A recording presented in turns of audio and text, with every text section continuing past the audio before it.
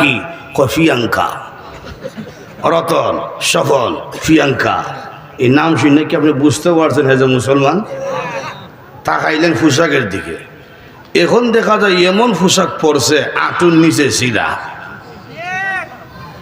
2-3 বছর আগে যখন দেখছিলাম সিরা, তো ভাবছি মনে কুত্তা কামড় দিছে। হরে শুনি না এটা নাকি ফ্যাশন। তো এখন যদি সিরা হইরা কয় ফ্যাশন, কোন দিন তো ফ্যান্টর চেইন করলা কইব ফ্যাশন। তা আগে তো ছিল আঁটুর নিচে সিরা, এখন দেখছি আঁটুর উপরে সিরা, অর্থাৎ হেড অফিসের কাছাকাছি গেছে গা কথা। এই অবস্থা কেন? এটা দুর্বল ইমানদার। এটা কি? দুর্বল। কিন্তু ফরছে লা ইলাহা ইল্লাল্লাহ মুহাম্মাদুর রাসূলুল্লাহ। আবার তার সামনে আলিম উলামার বিরুদ্ধে কথা কইলে সহ্য করে না, কোরআনের বিরুদ্ধে কথা বললে সহ্য করে না, আল্লাহ এবং তার রসুলের বিরুদ্ধে কথা কইলে সহ্য করে না, কিন্তু নামাজ পড়ে না। সহ্য করে না কেন? আল্লাহর বিরুদ্ধে কথা কইল বরদাস্ত করতে পারে না, তার বিরুদ্ধে অ্যাকশন নেয় কেন? ভিতরে ঈমান আছে। এই যে দুর্বল ইমানদার, এই রকম ইমানদার যদিও হয়, আল্লাহ পাক তাকে মাফ করে দিবেন। যেমন আপনারা কইতে পারেন হুজুর তুলে তো সহজ বাজা আজকে পাইছি, কেন নামাজ কিসের রোজা, একবারে সহজ, আমরা তো সব কালেমাওয়ালা, দরকার নাই আর নামাজ রোজার। এটা কইলই তো না।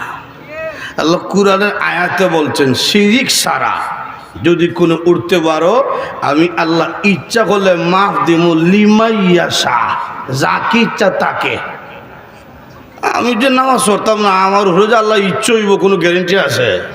আর জোরে কোন আল্লাহ বলেন তুমি যদি ইমানদার হও, শিরিক না করো, গুনাহগার হও, শিরিক না করো, হাসরের মাঠে ইচ্ছা করলে মাফ দিয়া জান্নাতের টিকিট দান করে দেব।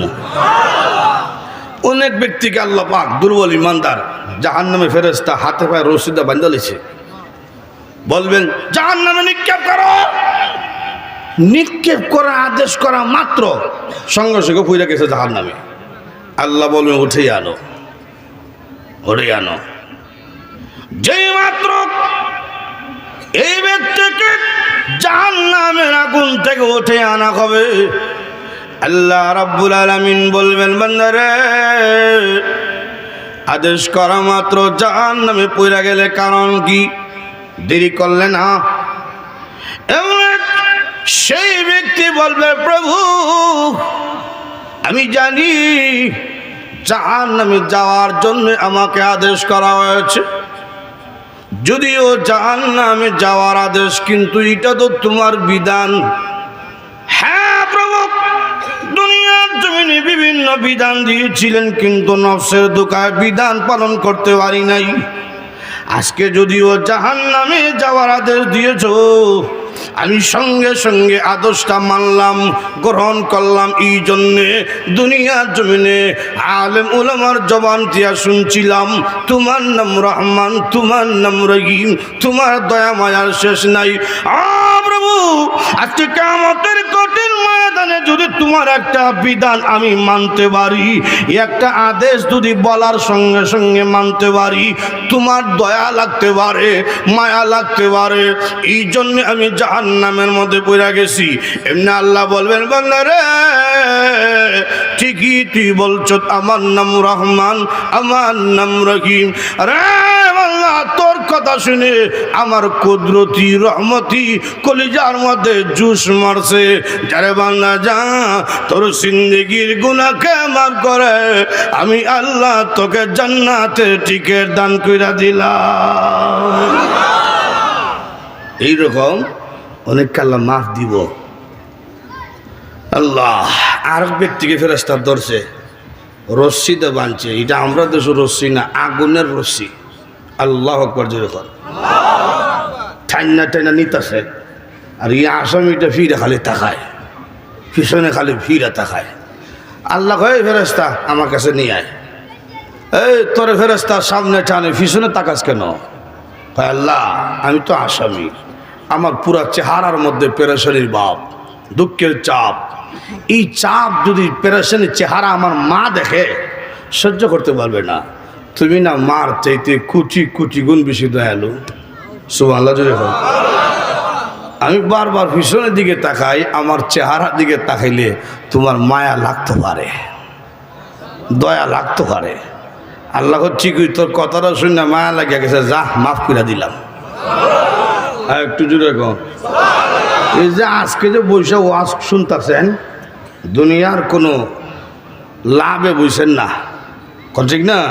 কোরআনের মহব্বতে বসেছেন। এই যে বসেছেন, এই বসাটাও জাহান্নাম থেকে মুক্তির কারণ হতে পারে। একটা হাদিস আছে, হাসির হাদিস। দুর্বল ইমানদার জাহান্নামে অনেক দিন জ্বলবে। জ্বলতে জ্বলতে জ্বলতে জ্বলতে একদিন কান্না শুরু করছে, প্রভু দুনিয়ার জমিনে শুনেছিলাম তোমার নাম রহমান, তোমার নাম রহিম, তোমার নাকি দয়া মায়ার শেষ নাই। আল্লাহ আর কতকাল আমি জাহান্নামে জ্বলব? হ্যাঁ প্রভু, আমি যদিও দুর্বল ইমানদার, আমার সাথে আর দুর্বল ইমানদার কেউ নাই। তারা সব আস্তে আস্তে মুক্তি পাইয়া জান্নাতের মধ্যে চলে গেছে। প্রভু গো, এখন যারা জাহান্নামে আছে সব হলো কাফের মুনাফিক, এদের সাথে জ্বলতে আমার লজ্জা লাগে। হ্যাঁ প্রভু, আমাকে দয়া করে জাহান্নামের আগুন থেকে উঠিয়া জাহান্নামের বাহিরে গেইটে ফেলে রাখিয়া দাও। আল্লাহ বলবেন, বান্দারে আর কিছু লাগবে নি? বল না গো প্রভু, আমার আর কিছু লাগবে না। আল্লাহ রাব্বুল আলামিন বলবেন, বান্দারে তোমার দরখাস্ত আমি আল্লাহ কবুল কইরা নিলাম। এই ফেরেশতা, আমার বান্দাকে দইরা উঠাও, বাহিরে না রাখো। কিছুদিন থাকছে, সামনে তাকিয়ে দেখে বিশাল বড় একটা বৃক্ষ দেখা যায়। ডাক দেখো, আল্লাহ বলছিলাম চাইতাম না, এর হরো চাইতাছি, তুমি তো মার চাইতে কুচি কুচি গুণ বেশি দয়ালু। সুবহানাল্লাহ জুড়ে বল। আল্লাহ জান্নাত চাইমু, এই মজবুত ইমান আমার নাই, জান্নাত চাইতাম না। এই যে একটা বৃক্ষ দেখা যায়, বৃক্ষের ছায়ার নিচে রাখা দাও না মারে। আল্লাহ কয়, আর কিছু লাগবো নি? না, লাগতো না। এই ফেরেশতা, আমার বান্দারে গাছের ছায়ার নিচে নিয়ে আসো। সুবহানাল্লাহ জুড়ে বল। কিছুদিন ছায়ার নিচে থাকছে, জান্নাতের গেইটের দিকে তার নজর পড়ছে। আল্লাহ, জান্নাত লাগতো না, জান্নাতের গেইটের সামনে আমার ভালো রেখা দাও। আল্লাহ আর কিছু লাগবো নি? না, লাগতো না।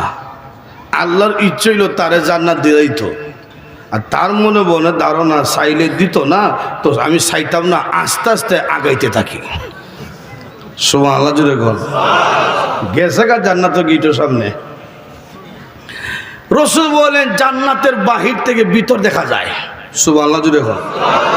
জান্নাতের ভিতর দেখা যায় ইমানদাররা বড় বড় রান খাইতেছে, বড় বড় রুশ খাইতেছে। এগুলো দৃশ্য দেখে কার সহ্য করতে পারে? আল্লাহ এত সুন্দর বাড়ি বানায় রাখছো, মজবুত ইমান তো আমার নাই, থাকতাম না। ঢুকিয়া দেখা মাত্রই বেরোয়া যাইব। আল্লাহ কয়, বারবার তুই চাইতে না, এর বড় চাস, এখন যদি ঢুকার পরে খোঁজ বাইরিতাম না, না আমি ওয়াদা খেলা করতাম না। আর মনে মনে হয় খালি ঢুকে যাই, চিনবেন না আদমর সন্তান কারে কয়। আল্লাহ ডাক দেখো, গেট খুলো, আমার বান্দা জান্নাতের মধ্যে প্রবেশ করবে।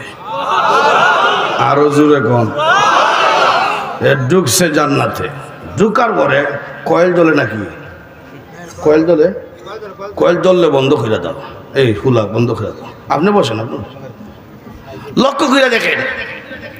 নবীজি বলেন, জান্নাতের মধ্যে ঢুকছে, ঢুকার পরে দূরতি আছে সামনে দিয়া, দূরতি আছে, ভীষণ ভিড়ও তাকায় না। আল্লাহ ডাক দেখো, কিরে আদমের সন্তান, কইসলে কি খরতাসত কি? তুই না বলছিলে থাকবে না? বের হ, বের হ। এমন আল্লাহ, আমি যদিও দুর্বল, আমি তো ঢুকে গেছি জান্নাতে। তুমি না ওয়াদা করছো জান্নাতীদের সাথে, হুম ফিহা খালিদুন, জান্নাতীদের সিফত হইল, বৈশিষ্ট্য হইল ঢুকলে বেরোয়া নাই।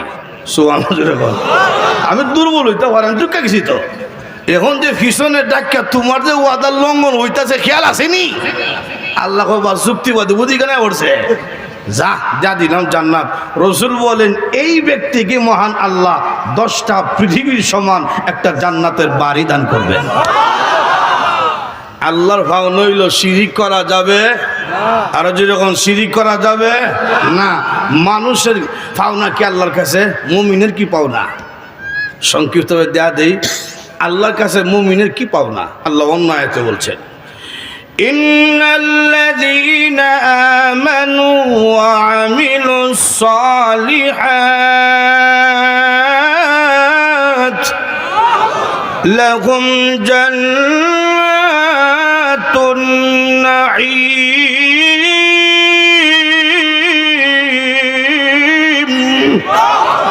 নিশ্চয়ই যারা আল্লাহর পাওনা আদায় করবে, ঈমান আনবে, শিরিক করবে না, নেক আমল করবে, এমন বান্দা বান্দীকে মহান আল্লাহ নিয়ামতে ভরা জান্নাত দান করবেন।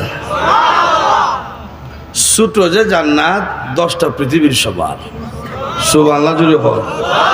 ছোটটা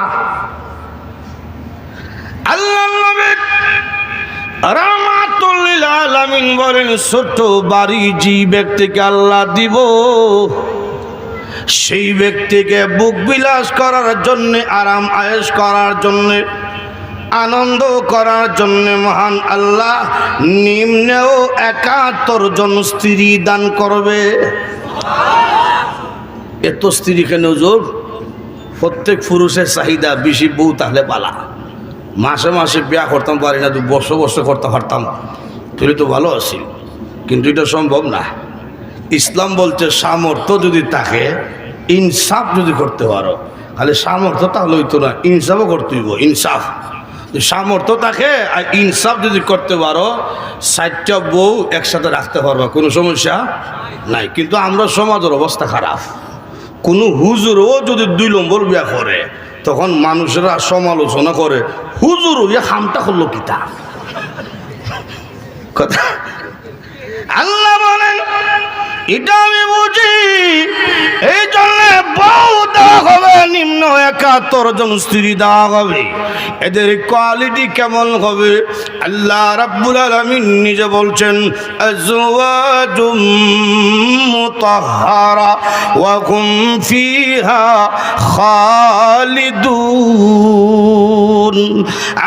দুনিয়ার মানুষেরা এমন স্ত্রী দেওয়া হবে যাদের পেটের কোনো নাপাকি পায়খানা নাই, নাপাকি পেশাব নাই, নাপাকি রক্ত নাই, মুখের মধ্যে কোনো দুর্গন্ধ নাই, নাকের মধ্যে কোনো ময়লা নাই, চোখের মধ্যে কোনো ময়লা নাই, কানের মধ্যে কোনো ময়লা নাই, মুখের মধ্যে দুর্গন্ধ হবে দূরের কথা, একটু তুতু যদি আটলান্টিক মহাসাগরের মধ্যে ছেড়ে দেয়, তাহলে সমস্ত পানি মেশকে আম্বরে ন্যায় গারান যুক্ত হয়ে যাবে। সেই স্ত্রীগণ দেখতে কেমন হবে? আল্লাহর নবী রাহমাতুল লিল আলামিন বলেন, হুর পরীরা দেখতে কেমন হবে? সারা শরীরের কথা বাদ দাও, একটা আঙ্গুলের বর্ণনা শুনো। নবীজি বলেন, আল্লাহ রাব্বুল আলামিন যদি আকাশ ছিদ্র করিয়া একটা হুর পরী একটা আঙ্গুল যদি দুনিয়ার দিকে জ্বলিয়ে দেয়, তাহলে সূর্য লাগতো না, চন্দ্র লাগতো না, একটা আঙ্গুলের সৌন্দর্যে গোটা পৃথিবী আলোকিত হয়ে যাবে। সেই হুরফুরির হাসিটা কেমন হাসি? দুনিয়ার জমিনে কোনো বেড়ার বোর দাঁত দুটো উঁচা থাকে, তো বউ হাসি দিলে তোর হাসি দরকার নাই, তোর বিজলি দরকার। আল্লাহ জান্নাতের রমণী হাসিটা কেমন হবে শুনিয়া লাও। আল্লাহ রাব্বুল আলামিন একদিন জিবরাইলকে বলছেন, রে জিবরাইল, জান্নাত তুমি ভ্রমণ করো, আমি আমার বান্দা বান্দির জন্য কি নিয়ামত রাখছি তুমি দেখে আসো। এমনি জিবরাইল বলেন, আমি ঢুকলাম জান্নাতের নিয়ামত দেখার জন্য। নিয়ামত দেখে দেখে আমি যখন বের হব, বের হওয়ার সময় তাকিয়ে দেখি আল্লাহর তৈরি জান্নাত হঠাৎ করে আলোকিত হয়ে গেছে। আমি ভাবলাম মনে হয় এটা আল্লাহ রাব্বুল আলামিনের তাজাল্লি পাকা, আওয়াজ পেয়েছে, আমি আল্লাহর তাজাল্লি মনে করিয়া সেজদার মধ্যে বইরা গেছি। যেই মাত্র সেজদার মধ্যে পড়লাম, এমনি শুনি একটা মহিলার কণ্ঠের আওয়াজ শোনা যায়, রে জিবরাইল, এটা আল্লাহর তাজাল্লি নয়, আমি হুর পরি আপনাকে দেখে মুস্কি হাসি দিয়েছিলাম, আমার দাঁত বেরোইছে, দাঁতের আলোতে জান্নাত আলোকিত হয়ে গেছে। চিন্তা করছি নি কি বউ রাখছে? সুবহানাল্লাহ জোরে বল। দুনিয়াতে স্ত্রী ছিল, বুড়ি হয়ে গেছে, দাঁত হয়ে গেছে, চামড়া ঢিলা হয়ে গেছি, এটা কেমন অবস্থা হইব? রসুল বলেন, দুনিয়ার স্ত্রীকে মহান আল্লাহ জান্নাতে যখন দান করবে, 16 বছরের যুবতী বানাইয়া জান্নাতি হুরদের চাইতে আরো 70 গুণ বেশি সুন্দর বাড়াইয়া আল্লাহ আপনাকে দান করবে। জান্নাত এমন এক জায়গা, বুক বিলাসের শেষ নাই, জান্নাতে নামাজ নাই, জান্নাতে রোজা নাই, ব্যবসা বাণিজ্য কিচ্ছু নাই, শুধু আরাম আয়েশ বুক বিলাস। সুবহানাল্লাহ জুড়ে কর। খাইবেন কি? দুনিয়াতে কি আছে, কি খাইছেন? দুনিয়ার নাস্তা হইল খাটা টুস আর মুড়ি আর লাল চা, আর কিতা আছে? উন্নত গেলে নুডুস বুডুস ফাওরা সারা সেমাই, আর কিতা? কথা ঠিক না? রসুল বলেন, জান্নাতের মধ্যে যখন ইমানদার নাস্তা করবে, তো তার সামনে 1,70,000 প্রকারের নাস্তার আইটেম থাকবে। কি খাইবেন? আপনি বানাই আনতেইব না, আপনি স্ত্রী নিয়ে বইছেন, এই দুনিয়ার ফার্কের মতন না। দুনিয়ার ফার্কও গেছে গার্লফ্রেন্ড লইয়া, এখন গিয়া দেখে স্বাস্থ্য একটা চক্কর মারতেছে, তখন প্রেমিকা লইয়া গাছও সিফাত যায়, ওয়ালর সিফাত যায়। কত জান্নাতের মধ্যে কোনো সিফা নাই, সামনাসামনি। সুবহানাল্লাহ জুড়ে বল। মুত্তাকিনা আলাইহা মুতাকাবিলিন। মুত্তাকিনরা সামনে সামনে বইছে বউ লইয়া। এখন আপনি ওয়াইফ লিয়া যখন বইছেন, গল্প করতেছেন, ফিল্ম ফিরিতি গল্প, তখন তো কফি খাইলে ভালো আসিল, নাস্তা খাইলে ভালো আসিল। এখন এত মজার গল্প রাখিয়া ওয়াইফে কেমনে নাস্তা বানাইতো? আল্লাহ তোমার গল্প কোনো ডিস্টার্ব হইতো না, সমস্যা হইতো না। তোমার চাকর চাকরানি 70,000 থাকবে। আর একটু জোরে গল। ইয়াতুফু আলাইহিম উলদানুম মুখাল্লাদুন।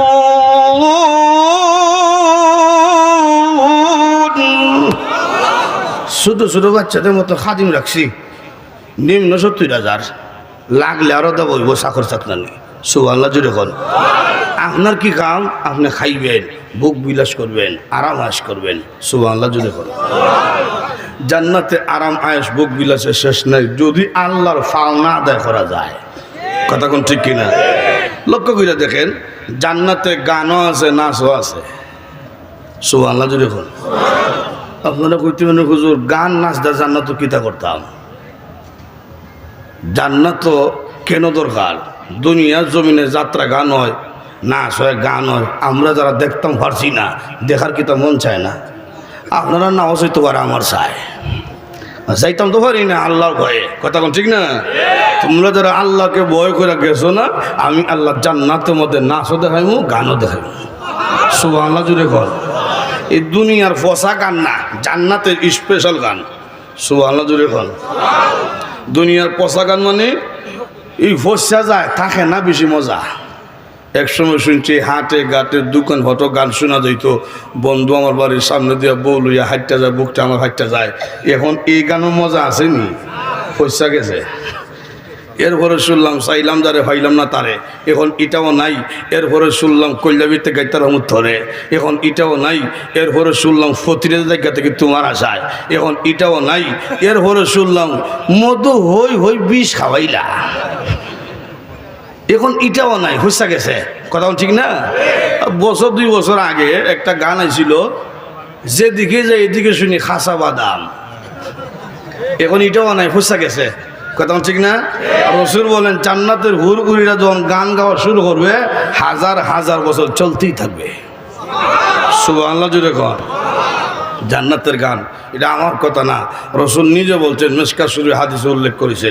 রসুল বলেন, নাহনুল খালিদাতু ফালা নাবিদু ونحن النائمات فلا نبعث ونحن الراسيات فلا نسخط